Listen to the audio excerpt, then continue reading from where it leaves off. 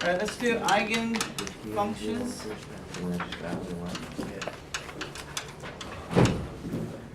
And eigenvalues.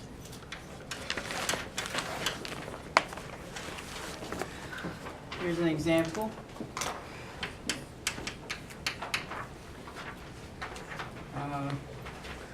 So let's say you're given x double prime plus lambda x equal to 0, where x of 0 equals to x of 5 equal to 0.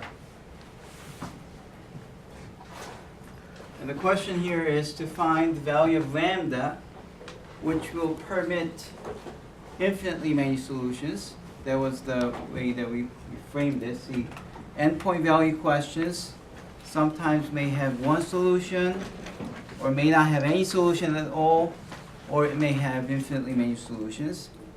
Now, this equation always has at least one solution because x equal to 0 satisfies everything, right? However, I want to know what's the case when you have solutions other than x equal to 0, because x equal to 0 is something we call a trivial solution. Trivial solutions don't really contribute much to what you already know. You always know that you have x equal to 0 as a solution. So we're looking for non-trivial solution. Once you have a non-trivial solution, that means you have a solution other than x equal to 0. It immediately means that you have infinitely many solutions, right? Okay, so basically the question is for what value of lambda does this problem permit solutions other than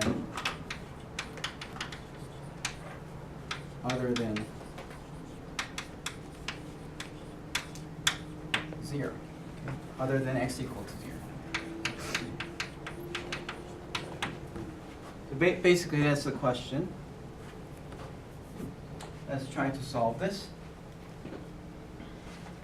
Well, in the beginning you solve it like any other second order constant coefficient homogeneous differential equation, okay? Linear homogeneous differential equation, which is to first write down the characteristic equation r squared plus lambda equal to 0,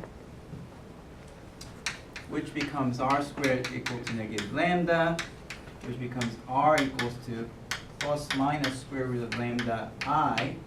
The I appears because you're taking the square root of a negative 1. There's negative 1 in front of lambda. When you take the square root, you get an I. And if you think of this as 0 plus minus square root of lambda I, that immediately means your x of t has the two solutions. What are the two solutions? E to the 0t, so since that's just 1, we can just ignore that later. C1 cosine square root of lambda t plus C2 sine square root of lambda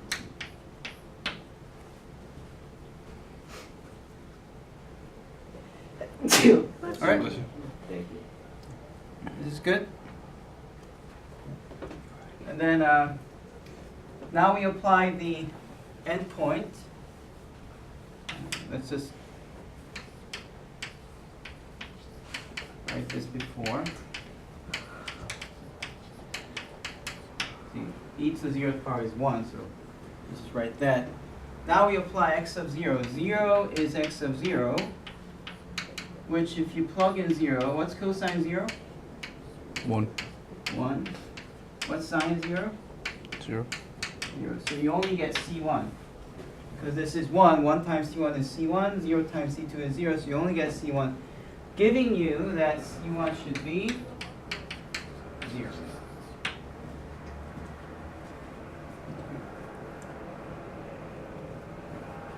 And then, if I plug in 5, because that's the other condition, x of 5 has to be 0. then C1 is already 0, so I don't care what goes here, something. C2 times sine of square root of lambda times 5. Because t into t you're plugging in 5, right? And therefore, if sine of square root of lambda times 5, if this is not 0, so if sine of square root of lambda times 5 is not equal to 0, that means what's equal to 0? C2. C2 has to be 0. That means what's x? If C1 is 0, then we already know, and C2 is also 0. What's x of t? 0. 0. What do you call this? Trivial solution. Okay? And that's not good. Okay? That's not what we want. So, therefore, sine of square root of lambda times 5 has to equal to 0. It also has to equal to 0. And what does that mean? That means when is sine equal to 0? Do you know? Sine is equal to 0 at what values? 0 and pi. 0, pi, 2 pi, 3 pi, 4 pi. So square root of lambda times 5 should equal to? Like pi squared over 25. Yeah, but that's after solving for lambda. I'm saying square root of lambda times 5 should equal to? N pi. It has to be some multiple of pi, some integer multiple of pi. Therefore, lambda must be, if you divide by 5 and take the square, you have n squared, pi squared over 25. Okay? For n equals to, let's see, if n is 0, then actually we should do n equals to 0 as a separate case, because if n is 0, no longer you can claim that this is a solution. Right? What happens if n is 0? If n is 0, lambda is 0. What happens if lambda is 0? Then you get r squared equal to 0.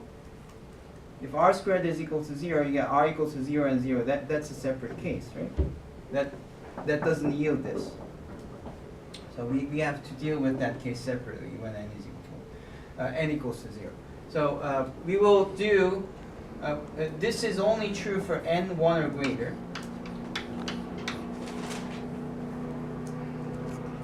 So if n is 1 or greater, then lambda is this value.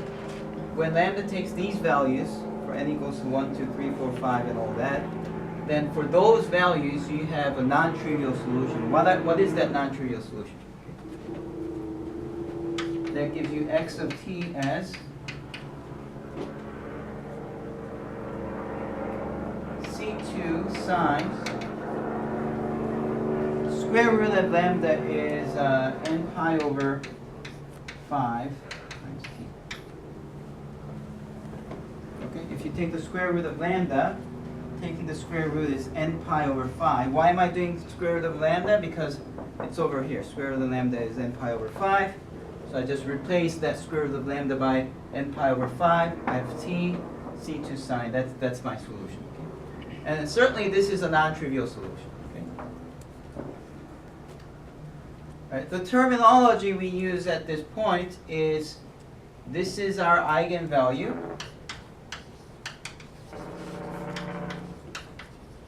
And you call these as your eigenfunctions. Bless you. Bless you. Now it's almost done. We just have to look at what happens for lambda equal to 0 case. So really, you should write here that for case lambda bigger than 0. Okay, that's the case that we did. And we have to do all this again for lambda equal to 0. So let me erase this part here. And let's deal with lambda equal to 0 case. lambda equal to 0. In that case, because lambda is 0, you just have x double prime equals to 0. Okay? And you can solve this equation using the characteristics equation like before, right? You turn this into r squared equal to 0, that means r equal to 0 and 0. So you have a double root, you have one solution as e to 0t, another as e to 0t, but then you have to multiply by t. So that's one way to do it. However, there's an even simpler way to solve this. What differentiates to 0? Can you think of any function? X. Constants differentiate to 0. Just one derivative. Okay. What has the second derivative as 0 then? Linear functions. Ax plus b will have second derivative as 0, right? You also learned that second derivative means concavity. What kind of function has zero concavity? If it's a straight line. Okay? Straight lines do not have any concavity at all. So you know that the solution of this is straight up x equals to a plus bx, bt. So you don't really have to, for this, you don't really have to go through all that calculation. You can just straight up say if x double prime is equal to 0, x is a plus bt, or at plus b, it doesn't matter. You can write it anyway. Just write down a generic first order polynomial. And then you say 0 is equal to x of 0, which is a plus b times 0, which is a. So a is 0. And then 0 is equal to x of 5. Well, what is 5? Well, a is already 0. B times 5. So 5b is what you get if you plug in x of 5. So what is b? B is 0 divided by 5, which is 0. Right? If 5b is equal to 0, then b is also 0. If a is 0 and b is 0, you plug it back into original, what do you get? X of t is? X of t is just 0 plus 0t, which is just 0. If a is 0 and b is 0, then x of t is 0. That's no good because it's a trivial solution. Okay? So in this case, we see that the solution only contains these types. Okay?